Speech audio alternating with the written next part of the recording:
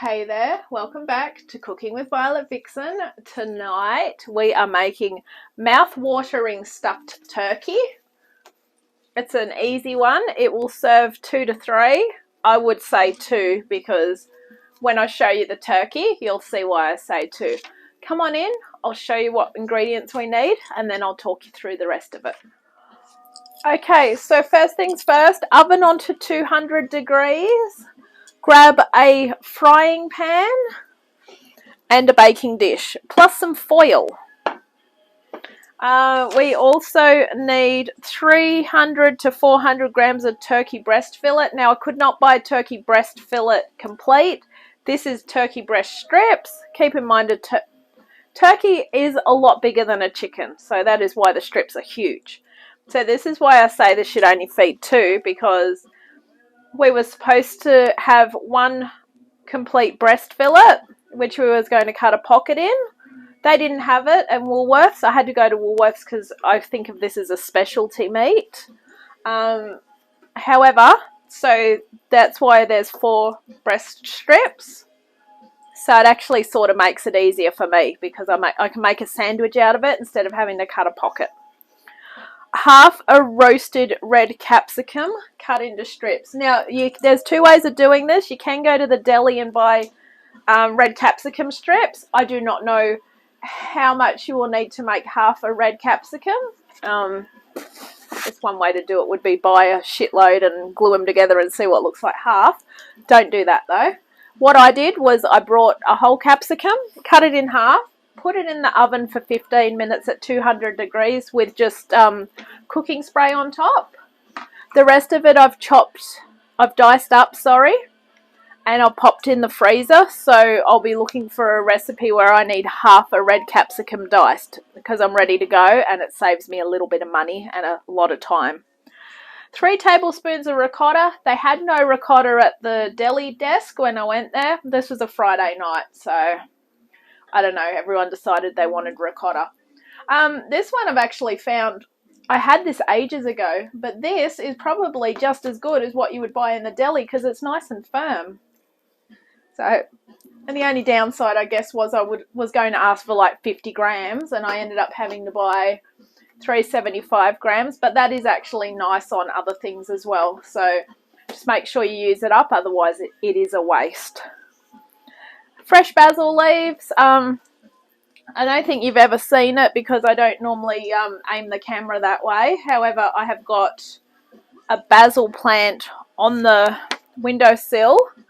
The top of the basil is literally almost touching the top of the window because it gets the best sun on it. So I've very graciously managed to pick a whole handful, and I have thanked my basil plant for finally giving me something that I can eat as opposed to the one next to it which died. I don't use a lot of basil. I like it, but I don't use a lot of it. So it was really good to be able to use my basil plant. 1 tablespoon of olive oil. That'll hopefully get rid of that bottle. And half a cup of chicken stock, which I've made up with water, half a cup of water and a teaspoon of chicken stock powder. I like to make my chicken stock a little bit stronger. So now that you know what we need, let's get going. Alright, so I just kept that to show you. So that is what I got from Woolworths. So not too bad. Turkey is very good for you if you're sort of trying to lose a bit of weight and still eat meat without, feeling like you got to eat chicken or steak or whatever all the time. So sometimes it's very hard to get, but I think a lot of the supermarkets are now starting to do different carts. I don't normally get my meat from the supermarket. I feel very strange actually even going down that aisle. But I know when I asked for turkey mince a few weeks ago, my butcher didn't have it, so I didn't bother asking about this one. Okay, so this is really quite simple. So we cut a pocket in it, which obviously I don't need to do. We are going to spread the ricotta. I'll spread the ricotta first. And the only reason I'm saying I'm going to spread the ricotta first is obviously because it's going to be a bit harder to spread it otherwise. So you probably use about the equivalent of 1.5 tablespoons per chicken. I keep saying chicken breast, see? Turkey breast. Sort of similar. Turkey's got a richer flavour as well.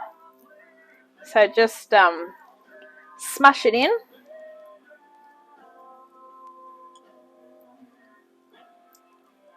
Now for serving this, it's entirely up to you. You can do veggies, you could do salad with it. I've got some leftover cauliflower bake. Hopefully it's still okay because it's been in the fridge for a few days, which I'm going to have with it. Okay, so once you've got your ricotta in, I suggest you do your basil leaves next. And the only reason I say do the basil leaves is obviously so that we can get them in. It didn't specify how much basil leaves to use.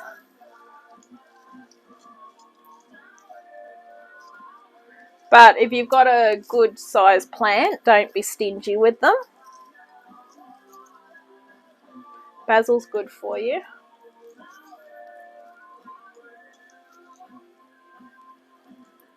Okay. Then pop your red capsicum strips on top. In Australia, we call it capsicum. In America, I think you call it a bell pepper or a pepper. So I do apologise if our Australian words are a little bit different, because I know I have quite a few viewers that tune in from overseas, and I thank you. I thank everyone who has subscribed. Keep the show growing for me. Alright. As I say, we might get to a stage where I might be able to cook a lot more again, but at the moment now, it's not cost effective for me. I just end up putting too much in the freezer. My freezer's full, and my budget has changed a lot. It's very sad. Everyone's feeling the pinch, and you think you hope that you never will, but you do. Alright. So then we're just going to put toothpicks in it, basically just to sew it back up. And then we're going over to the stovetop and we're going to just brown them. Now it's going to be a bit hard to brown these on both sides, but we'll see how we go. So let's head on over. Okay, so we've got the olive oil in. We're going to let them brown for a little while. When it comes time to flip them over, it's going to be a little bit hard, but what I'm going to have to do is push the toothpicks right through, so then I can roll it over and then brown the other side. So this one here, the red capsicum fell out, so I'm just going to put it on the top. So I will be back when I've rolled them over. So I've just rolled them on their side, and I'm thinking that might just be the easiest way around doing the other part, because we are oven baking them, so they will cook in the oven. This is more just to brown them off. Don't want them falling apart really, and all the ricotta falling out. But that is definitely browning the sides as well. So by doing that, that might actually go through.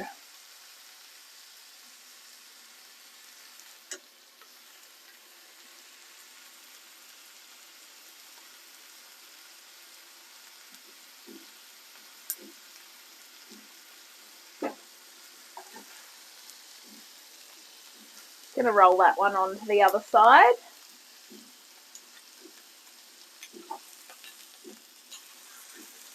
Same deal with this one. Yeah, I reckon that'll do it if I just do them by the sides. Near enough is good enough. Alright, I'm going to give this a couple more minutes and then I'll meet you back over on the other side of my kitchen and we'll get this ready to go in the oven. Okay, so that is how we're going to do them. Pop them into your roasting tray. Maybe I can cook them on their side. That might not be a dumb idea. Okay, so just going to put that back over on the stove top. Pop some water in that, it'll be easier to clean. So all you do, tip the chicken stock over the top. And we're going to pop some foil over them. And they are going to cook 25 to 35 minutes. So I think I'd try and give them 30 minutes. Just because of the fact that we haven't browned them right off. And turkey is similar to chicken in a way that you really do want to make sure it's cooked right through before you eat it. So I'm going to see you in 30 minutes. Okay, so I gave them an extra 5 minutes because, as I said, you just got to make sure with turkey.